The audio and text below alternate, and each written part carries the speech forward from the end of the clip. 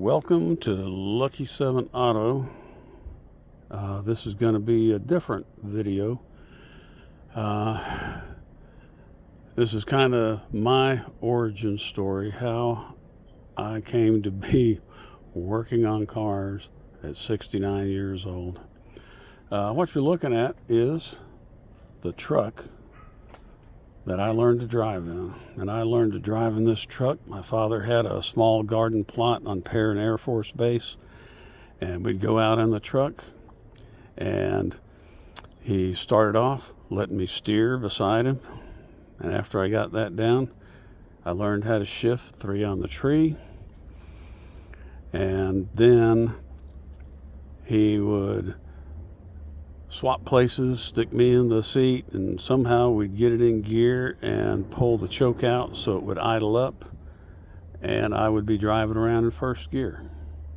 So this truck, let's see, I learned how to do tune-ups. I rebuilt the carburetor. I don't think it even needed it, but you know, hey, it's a carburetor, take it apart, put it back together. Boy, it's such a simple engine to work on. My father passed away and nobody wanted it, and you know, it's a little piece of your history.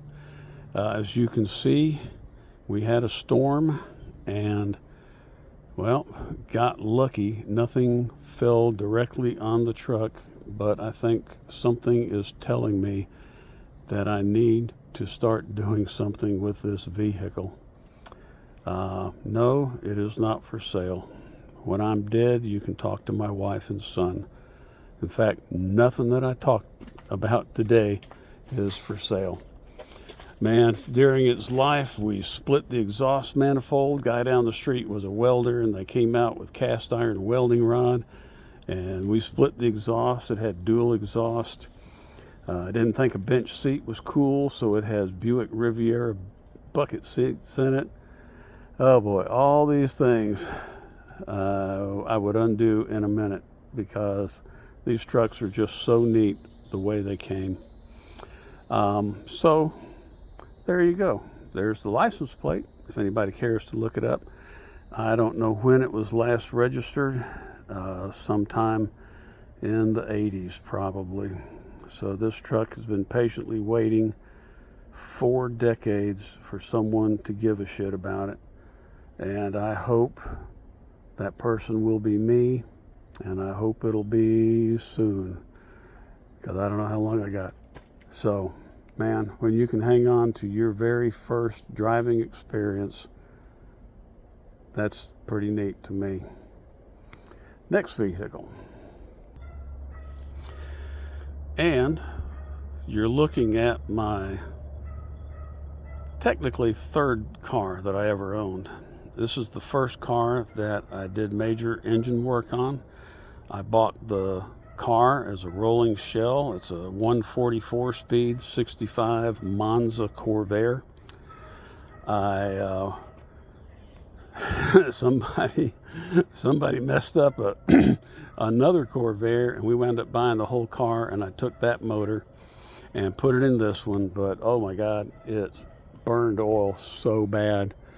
And so the Christmas before I went back to college, we did a re-ring job on this, and got everything buttoned up, and I drove it back to Roswell, New Mexico, to New Mexico Military Institute.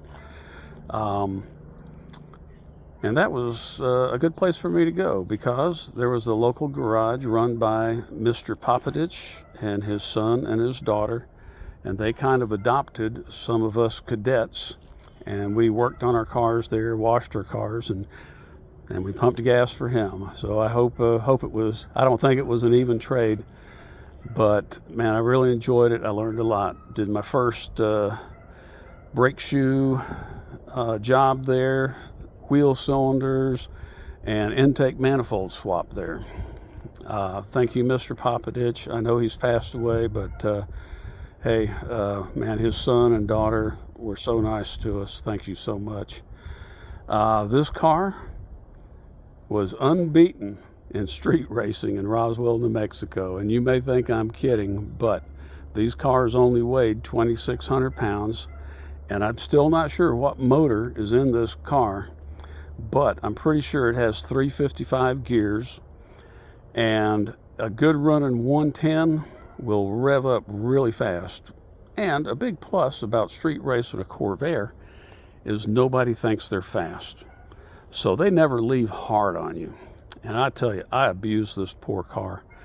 I will tell you, stoplight to stoplight, it is hard to beat a good running Corvair, automatic or 4-speed. And I'll tell you, with a 4-speed, there was a secret that if you needed to, you could dip into. And that was, if you spun this thing past $6,000, 6,500, it would throw the fan belt off. And that was like an extra 10 to 15 horsepower. It was like you hit the nitrous button. And as long as you didn't keep driving it for a long time, didn't hurt anything. So this is the famous or infamous Corvair from Roswell, New Mexico. Had a great time there, learned a lot. The cruising scene in Roswell was amazing. God, I love that part of being there. I love going to that garage. I love working on cars. The school end of stuff, I don't know what to say about that. But that's kind of where, this is kind of the first big job that I did on a car. And now I'm going to back up a car. So give me just a second. This is either my first or second car, depending upon how you look at it. It's a 66 Chevelle Malibu. Came with 283 two-barrel, air-conditioned, power glide, console, bucket seats, cream puff car, AC worked. Wow. So I got it for graduation. I got to drive it for a couple of months, and then my sister went off to college, and the deal was she got to take the car to college. And that's what happened. And when that happened, I went, and a lady down the street had a 66 Corvair Monza Power Glide. Beautiful inside, but she'd gotten mad at it because she couldn't find anybody to work on it, and she hit a phone pole with it. And so the fender was crumpled. I bought that car for $25, and I learned how to work on cars. Fixing oil seals, carburetors, brakes, all that kind of stuff. That was during high school, and that was the best car I've ever owned. Unfortunately, I gave it to my parents, and they drove it, and well, they didn't keep up with the idiosyncrasies of Corvairs, such as oil leaks. And unfortunately, it got so bad, they came back from church one day, and it just self-immolated in front of the house. Funny story, I paid $25 for it. My father bought me a good battery and 4 tires, and we drove that car for 10 years and just normal basic maintenance. Excellent car. Anyway, when it burned, somehow it had full coverage on it, which was probably a mistake.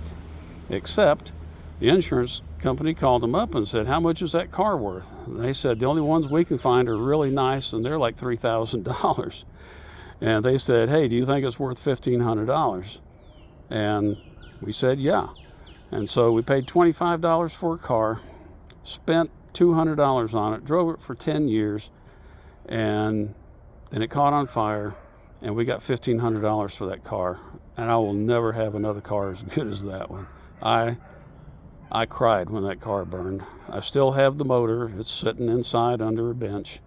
Can't let go of that, you know. So this car, the Chevelle, this is where I cut my hot rod teeth on.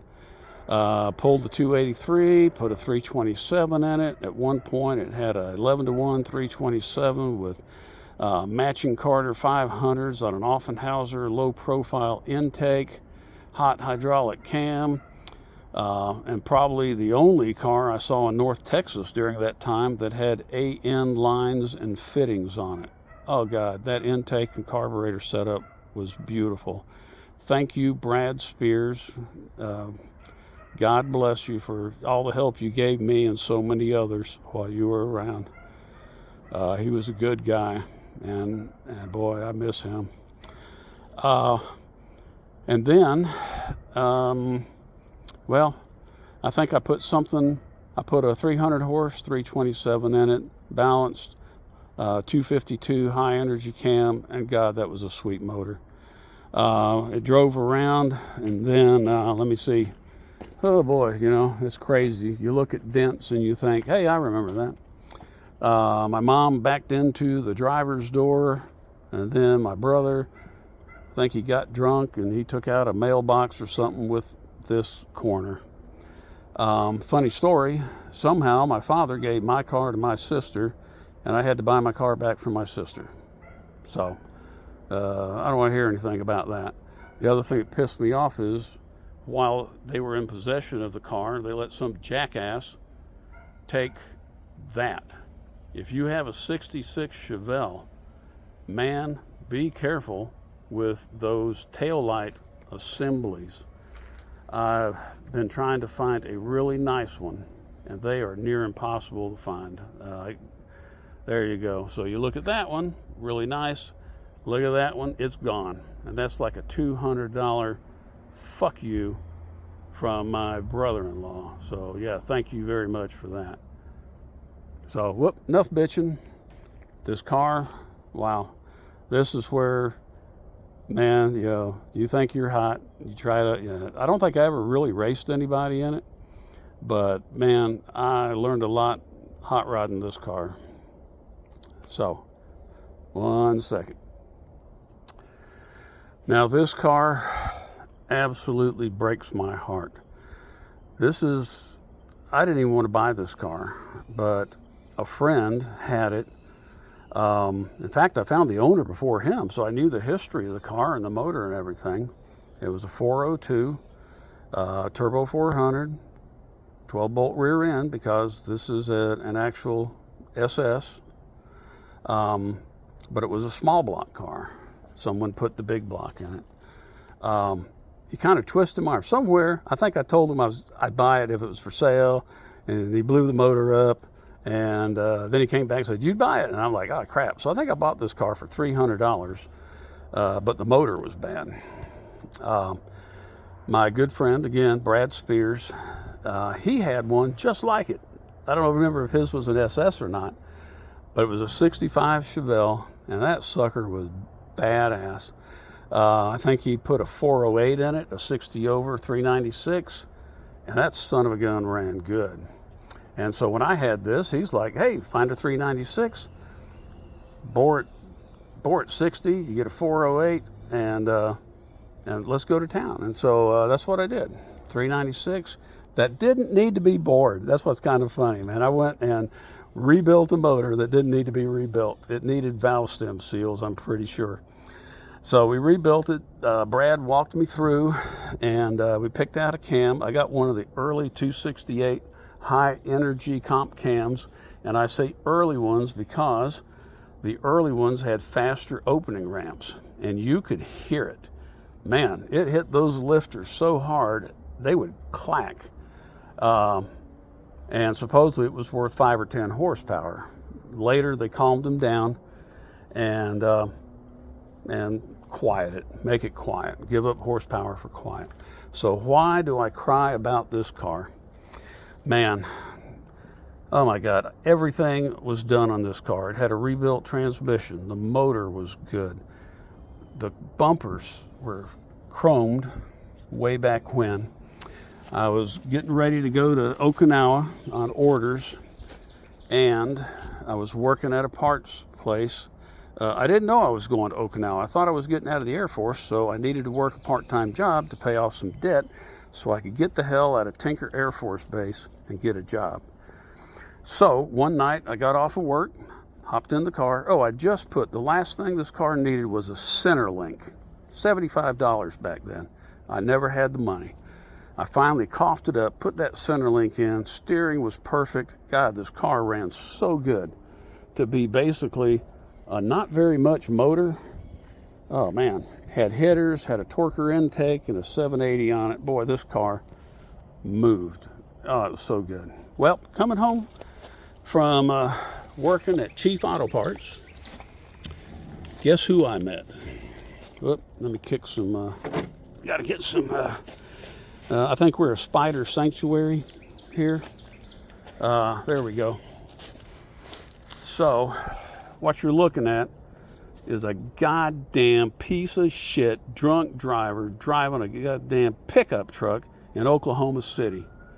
And that piece of frickin' shit decided that I didn't need a car that I'd owned for, shoot, how old was this? Man, 15 years. I've been working on this car, doing every little thing that needed to be done for 15 years. And that stupid fuck hit it. I did not get my money back out of this.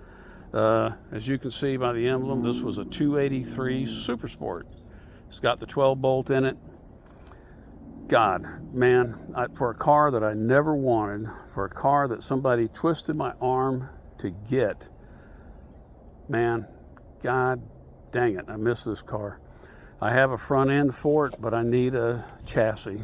I need a frame. This frame is totally gone. I keep hoping somebody, I talk to people and say, hey, if you find one, I guess I need to get my ass motivated and get out there and find it. But honestly, right now, I don't have time. Man, when you get to be just about 70, time is the one thing you don't have. So, I mean, I like to give advice, or maybe give advice to people when they watch these videos. So that's kind of my history. This Malibu, holy cow, man, it ran so good. I had one guy roll on me on a highway. It wasn't even close. The cars that you're not going to see here had a 69 Chevelle SS, had a beautiful interior. I was going overseas, and between a younger sister, that's not the problem. The problem with younger sisters and cars is boyfriends, okay? So I sold a 69 Chevelle SS. The 402 out of this car wound up in that car. Had a cheap cam, but it ran good. It was a nice car, little cream puff, and I sold it, and less than a month later, some idiot wrecked it. God. Another car you're not going to see out here is a 1968 Roadrunner. Had a 8 3/4 sure grip, had a Hemi 4-speed in it. I'm sure that was swapped in, and had a built 440. And I got it from a guy who needed the money, and it sat. And God, I think I paid $1,300 or $1,500 for that car. Oh my God, that's another car. Man, I wish I had it back. It had 411 gears in it, a built 440, and nobody ever raced me in that car. And I never tried to race anybody in that car. The guy that had it before me had taken it to the strip, and he had run low, I think he ran mid-13s. And that was on hard street tires. Oh yeah, before I forget, I was wearing a lap belt, but I still wore an imprint of that steering wheel on my chest for a week to 2 weeks. Yep, telescope steering column. Pretty nice car, man. So, again, I was going overseas. Whoa, let me get out of the spider webs here. Oh my gosh. Going overseas, and decided I needed to sell that car before it got totaled. And 2 weeks after I sold it, some jackass overshot an intersection and put it in the ditch and totaled that car. So somewhere in North Texas, there's a built 440 in somebody's farm truck. That's the story I got back, And so now I'm going to give you some advice. If you have brothers and sisters, man, God, man, I'm not going to say make sure you can trust them. No, build trust with them. They should be able to trust you, and you should be able to trust them. My family was kind of dysfunctional that way. I'll take some responsibility for it.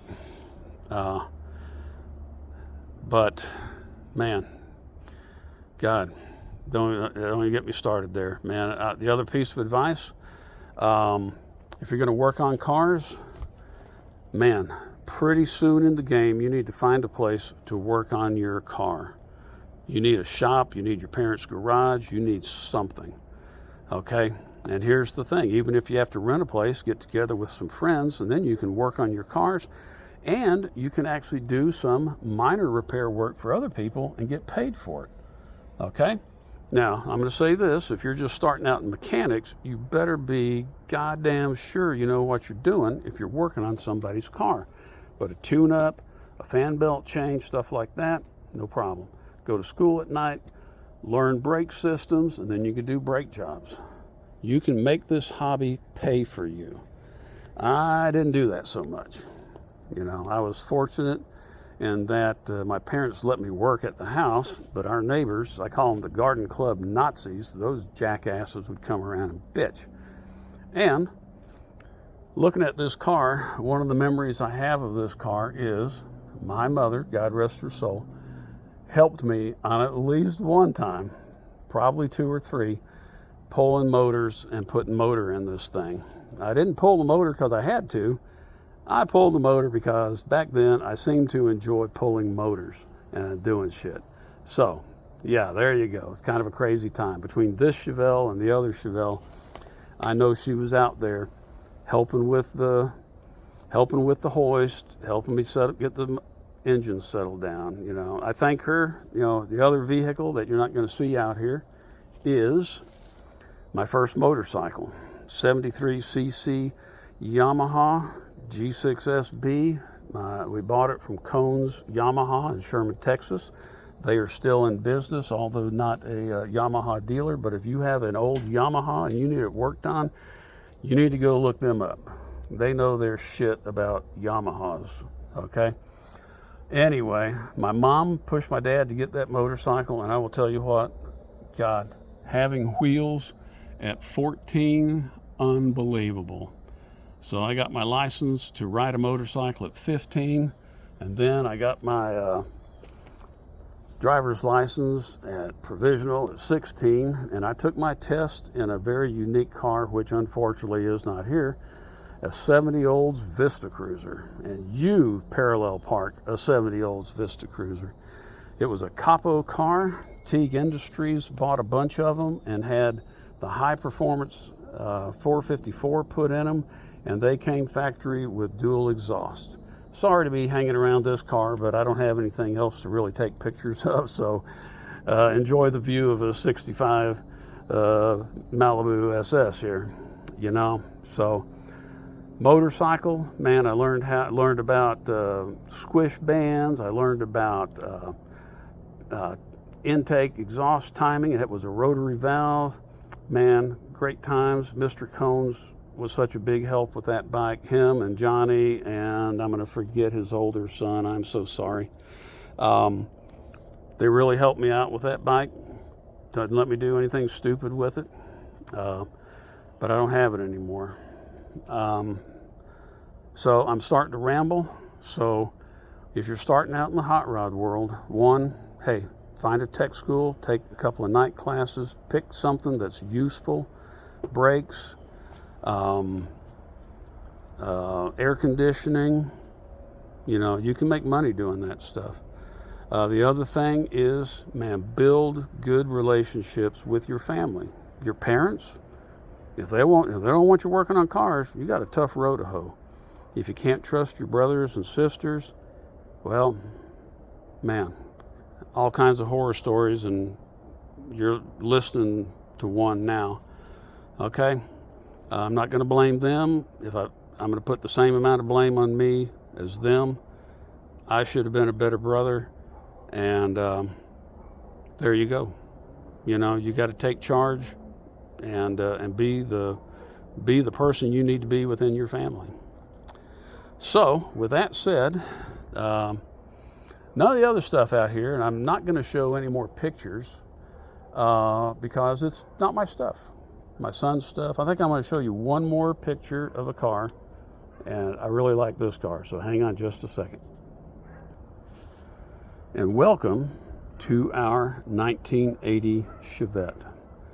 I dated my ex-wife in this car. This was the closest thing to a new car I had ever been around, and I maintained it.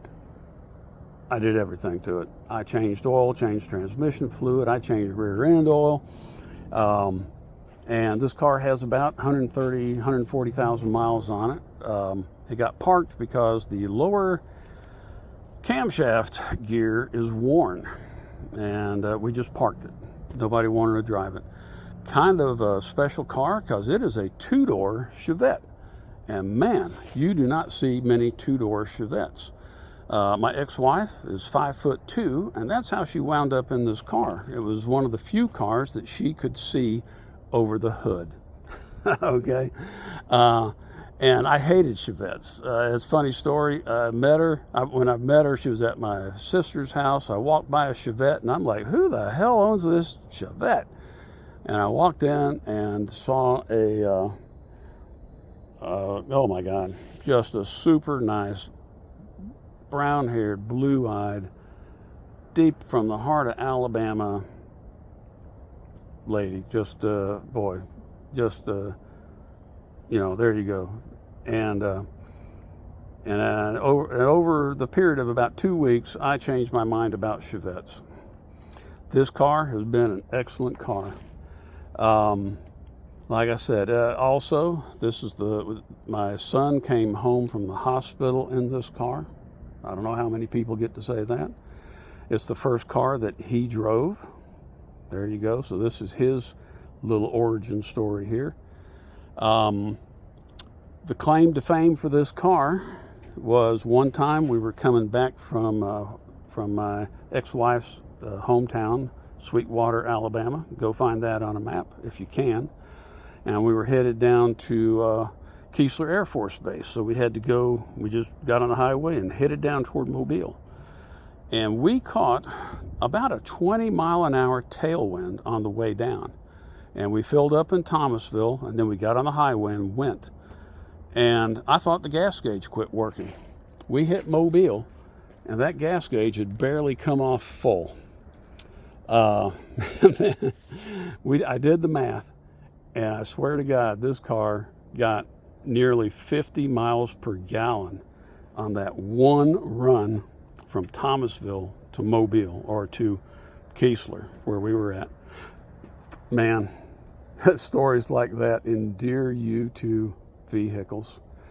If my son gets fired up, I hope he will get this car back on the road.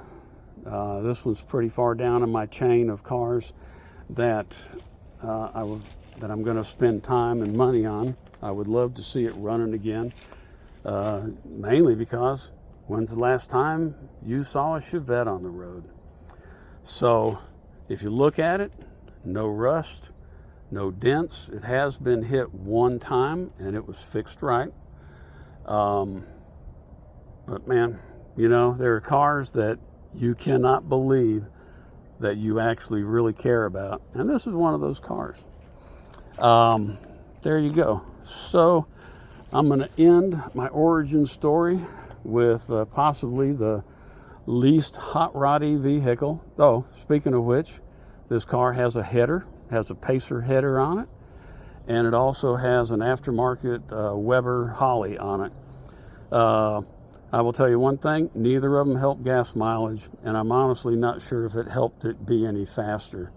Economy motors, they're economy motors, and unless you go in and bump the compression up and play with the camshaft, everything's a waste of time and money. But does have a header, so there you go.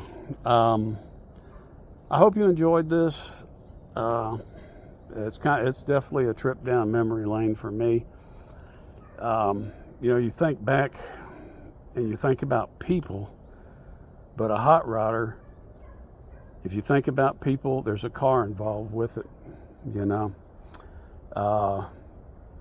So, you know, man, oh God, it's just, man, love Roswell cruising. Man, that Corvair in Roswell, oh my God, what a great time. I took the Chevelle there, but it wasn't the same. I tell you, I really wished I love 4-speeds. I wish I'd have just taken the Corvair back. There you go. So, not sure what you learned. Thank you for listening. Nothing like old man ramblings, I guess. So you guys take care.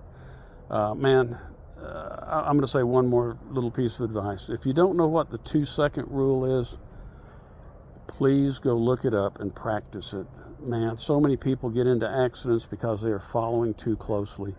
And if you're tailgating or close to tailgating, all that means is you are that much closer to being in an accident.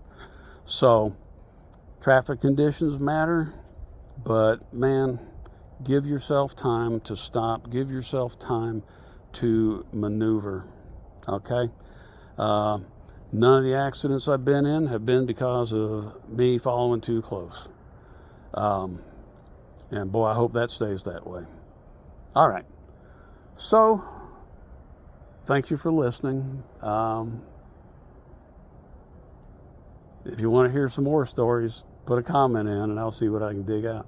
Oh, I have the original block to this 66. I bored it. I took a automotive class and they had a boring bar, and I bored that thing to 4 inches, an 1/8 over. Oh my gosh. Bill Spence found me a steel small journal 327 crank and a set of 6-inch rods for that crank, and my plan is to build a 327 out of the original 283. And then when I get this running, I can point at the block and say, original block. And I got to tell you, that's going to be something not many people get to say. I'm looking forward to that. So thank you, Bill Spence. If you're in Sherman, Bill is a wealth of knowledge. He helped me out. I'm building a late 400 Oldsmobile motor, and I really appreciated his advice on that. Man, you got to seek out people who have been doing this stuff for a long time. Man, and go listen to them. Don't go there and tell them shit. Listen to them. Get in their shop. Ask what you could do to help around the shop. Here's some more advice. Hang out. Be helpful. And after a while, you will start learning stuff. I know there's all kinds of OSHA laws, and I hope that doesn't keep in the way of stuff like that happening. But that's how you learn stuff, and especially how you learn to work on old cars. All right. Thank you. Bye-bye.